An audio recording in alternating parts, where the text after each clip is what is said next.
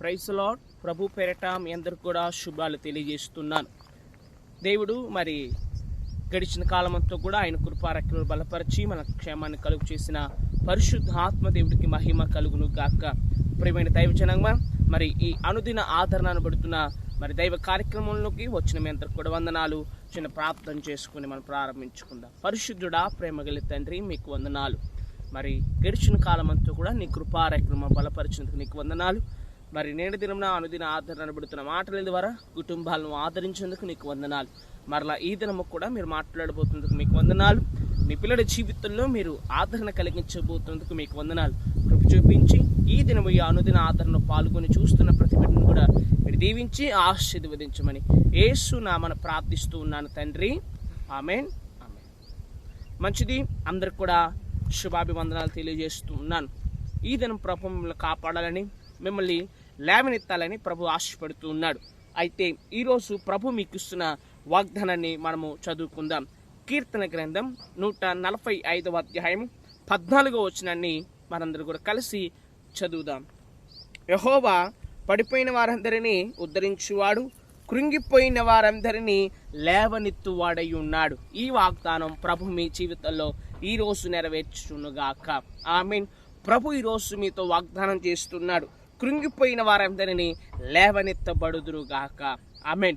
చూడండి, ఎవరైతే పడిపోయిన వారున్నారో, కృంగిపోయిన వారున్నారో, ఎవరైతే ఎక్కడ ఏ కృంగిపోయిన పరిస్థితుల్లో ఉన్నారో, అయితే ఈరోజు ప్రభు కృంగిపోయిన వారిని ప్రభు లేవనెత్తబోతున్నాడు. ఆమేన్.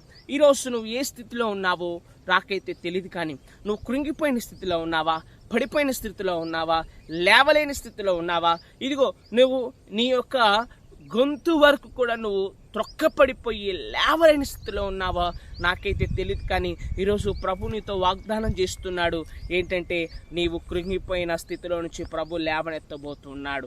ఇదిగో ఈరోజు ఏ పరిస్థితిలో నువ్వు కృంగిపోయి ఉన్నావో నాకు తెలియదు, కానీ ఇదిగో నువ్వు ఏ స్థితిలో, ఏ విషయాన్ని బట్టి, ఏ బలహీనతను బట్టి, ఏ వ్యక్తులను బట్టి, ఏ స్థితిగతులు బట్టి నువ్వు కృంగిపోయి ఉన్నావో మరి నాకు తెలియదు, కానీ ప్రభు దాన్ని చూశాడు. నీవు కృంగిపోయిన స్థితిలో నుంచి నా దేవుని లేవనెత్తబోతున్నాడు. ఆమేన్. కృంగిపోయిన వారిని లేవనెత్తువాడు మన ప్రభు అయిన యేసు క్రీస్తుల వారే. చూడండి, నువ్వు ఏ స్థితిలో ఉన్నా సరే, ఏ పరిస్థితుల్లో ఉన్నా సరే, ఒక్కసారి నువ్వు మోకరించి ప్రభు సన్నిధిలో, ప్రభువా నేను కృంగిపోయి ఉన్నానయ్యా, నన్ను లేవనెత్తు ప్రభు అని నీ నోరార ప్రభుని ఒక్కసారి అడుగు. ఆయన నిత్యము నేను లేవనెత్తబోతున్నాడు. ఆమేన్. పడిపోయిన వారిని కూడా ఆయన లేవనెత్తువాడంట. ఈరోజు వాగ్దానంతో స్పష్టంగా ప్రభు నీతోనే మాట్లాడుతున్నాడు.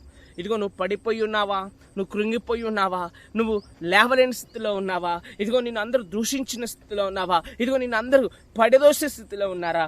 అయితే నువ్వు ఈ రోజు నుంచి ధైర్యంగా ఉండు. ప్రభు నీతో మాట్లాడాడు. నువ్వు పడిపోయిన స్థితిలో నుంచి, కృంగిపోయిన స్థితిలో నుంచి నా దేవుడు నిన్ను లేవనెత్తబోతున్నాడు. ఆమేన్. ఈ వాగ్దానం మీ జీవితంలో ప్రభు నెరవేర్చునుగాక. ఆమేన్. అందరూ కూడా తలలు వంచండి. మనందరూ చిన్న ప్రార్థన చేసుకుందాం. పరిశుద్ధుడా, ప్రేమగల తండ్రి, మీకు వందనాలు, స్తోత్రాలు ప్రభా. మరి ఈ దినం మమ్మల్ని అందరూ కూడా ఆదరించినందుకు మీకు వందనాలు. ఈ అనుదిన ఆదరణ అనబడుతున్న దైవికమైన కార్యక్రమం ద్వారా మమ్మల్ని అందరూ కూడా బలపరుచున్నందుకు నీకు వందనాలు, స్తోత్రాలు ప్రభా. ఇదిగో ఈరోజు నువ్వు చేసిన వాగ్దానము, అయ్యా కృంగిపోయిన వారిని, పడిపోయిన వారిని నీవు లేవనెత్తమని ప్రార్థిస్తూ ఉన్నాను. ఈ వాగ్దానం ప్రతి బిడ్డ జీవితం నెరవేర్చబడాలి. అయ్యా ఈరోజు మా పిల్లలందరినీ మీరు దీవించి ఆశీర్వదించి వారి పని పాటల్లో ప్రయాణాలు తోడుగా ఉండమని యేసుక్రీస్తు నామమున అడిగి వేడుకుంటున్నాను తండ్రి. ఆమేన్. ఆమేన్. అందరికీ వందనాలు.